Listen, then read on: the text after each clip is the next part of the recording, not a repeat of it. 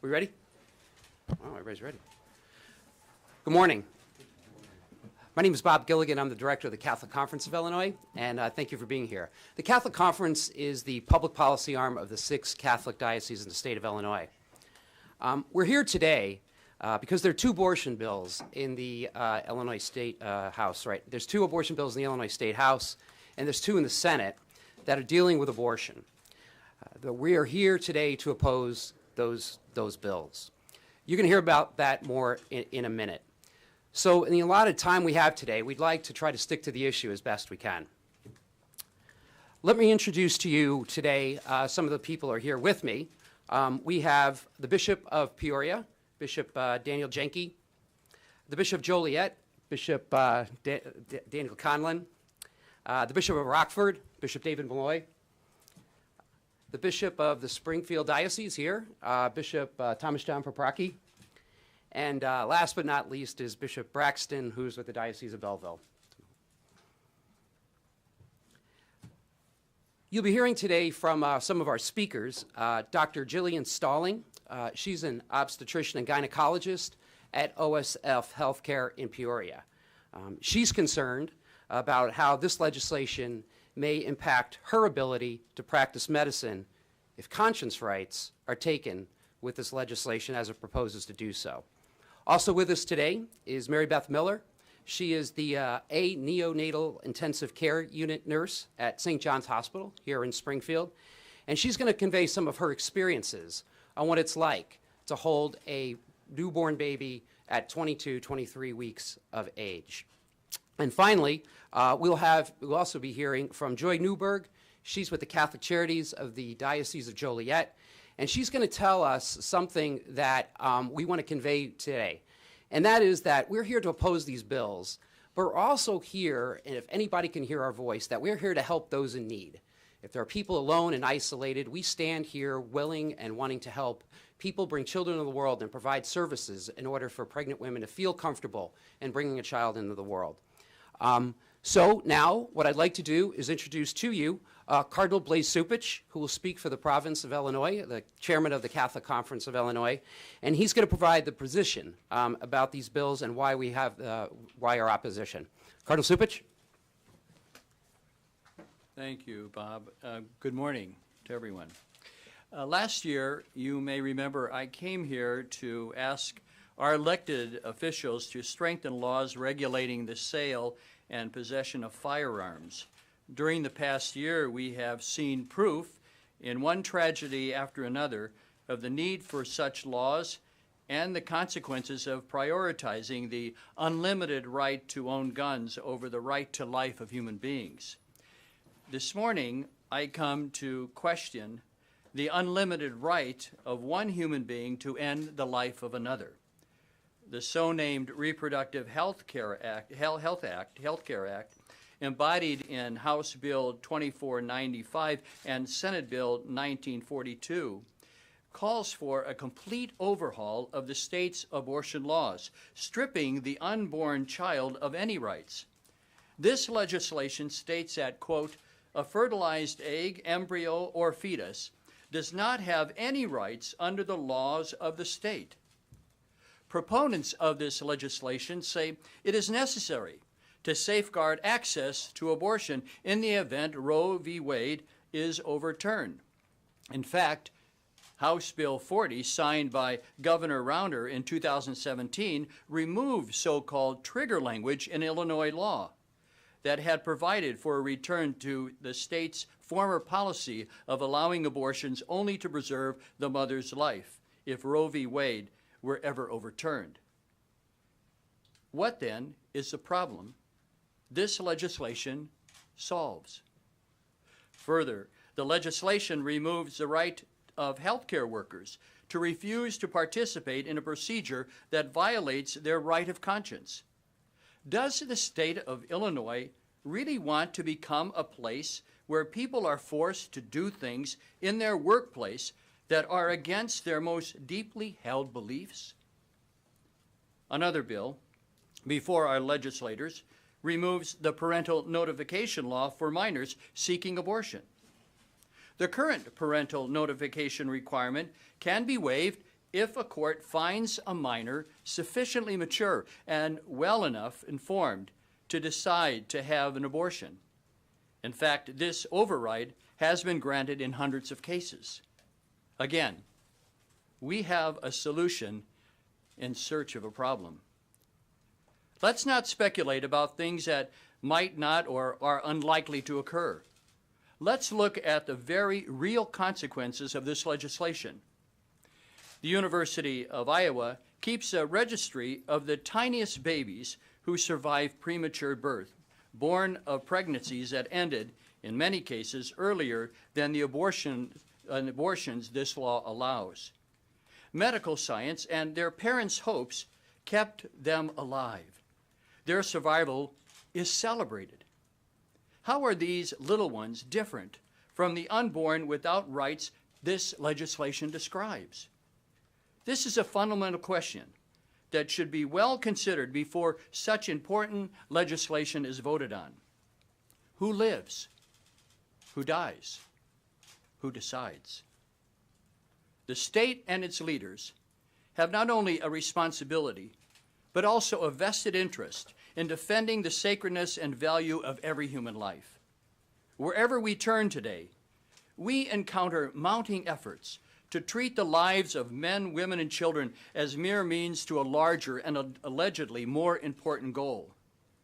Those in need of health care are told it is a privilege they must be able to afford. And those in declining health are considered less worthy of continued care. Global markets are developing for human trafficking and for the sale of human organs by those driven in the desperation of poverty to risk death to provide food and shelter for their families. In my own city, innocent children and adults die almost daily on our streets from gun violence at the hands of those who consider human life so cheap, abetted by those who place their right to profit from gun sales above our neighbor's right to life. And in terrorism, we see the chilling assertion that it is legitimate to kill innocent men, women, and children to achieve political ends and exact revenge. It is in this context that we must view this proposed legislation as the latest attack on human dignity, motivated by the dominant cultural ethic that asserts that lives of unborn children have no value and sanctity when weighed against the wishes and the needs of others. Against such mounting challenges to human dignity, it is critically important that each of us, but especially our elected leaders, defend the inherent and inalienable value of every human life.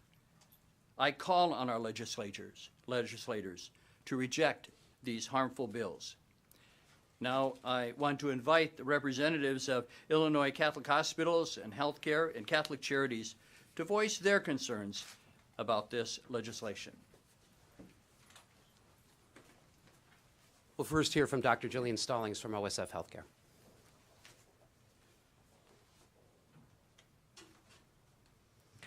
My name is Gillian Stallings. I'm an obstetrician and gynecologist with OSF Healthcare in Peoria. I'm speaking today as my role as the Illinois Director of the Catholic Medical Association and as a member of the Illinois Catholic Healthcare Association. OSF Healthcare operates 13 hospitals across Illinois and Michigan. Our focus is to serve people with the greatest care and love in a community that celebrates the gift of life. In fact, that's part of our mission statement. We celebrate the gift of life. So I was shocked when I learned of proposed legislation that would toss aside that gift and eliminate current and specific protections that doctors, nurses, and hospitals have when refusing to perform an abortion. Part of House Bill 2495 and Senate Bill 1942 would repeal the Illinois Abortion Performance Refusal Act. This law protects healthcare professionals and hospitals from any legal action when they refuse to participate in an abortion. As physicians, we take an oath to do no harm, We offer patients an objective treatment plan based on medical training and scientific testing. It has been a long-standing practice, however, to respect doctors' rights of conscience when they are asked to perform a morally objectionable procedure. I am alarmed by the statement in the legislation that an embryo or fetus has no independent rights. This is exploitative language that can be used to attack any legislation that protects the unborn. I love taking care of women and delivering babies. If this legislation passes, I am not going to leave the medical profession and abandon women who need good health care. But I will refuse to perform an abortion. I ask lawmakers to preserve our conscience rights and to reject this legislation. Thank you.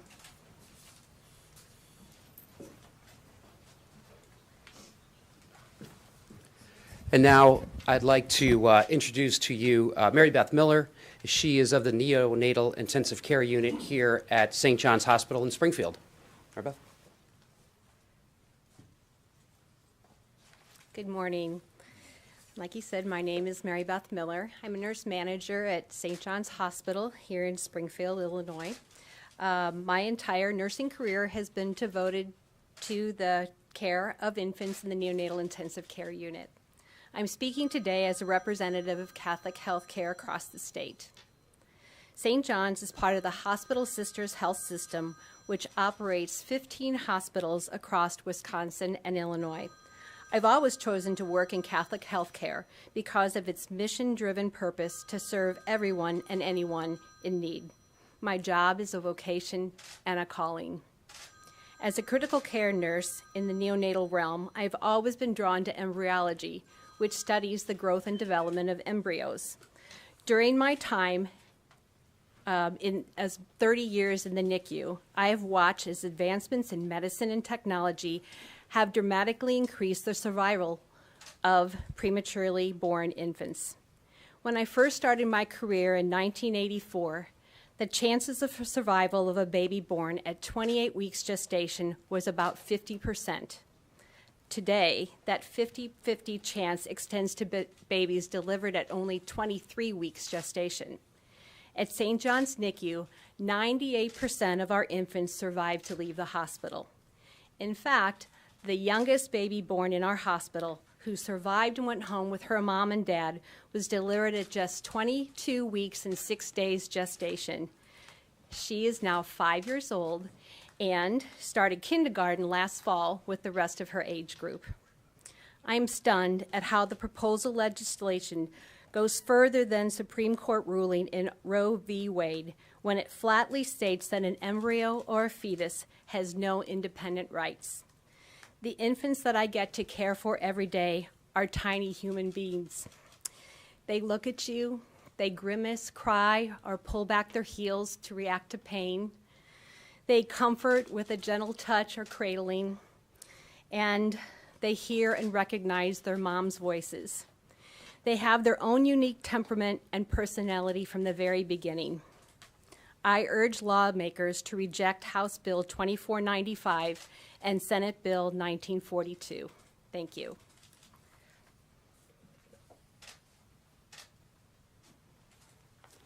And finally, we'll be hearing from now Joy Newbern. She's with Catholic Charities of the Diocese of Joliet.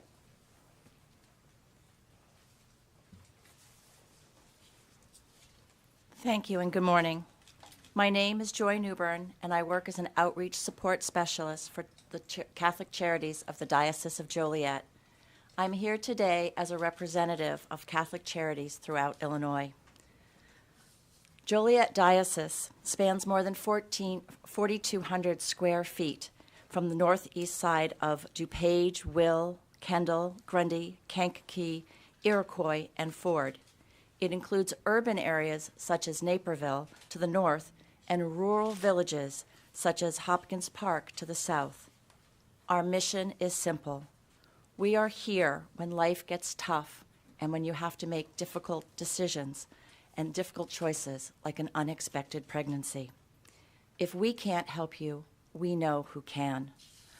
Our services reflect Catholic faith in action, in support of family and the right to life and the dignity of life.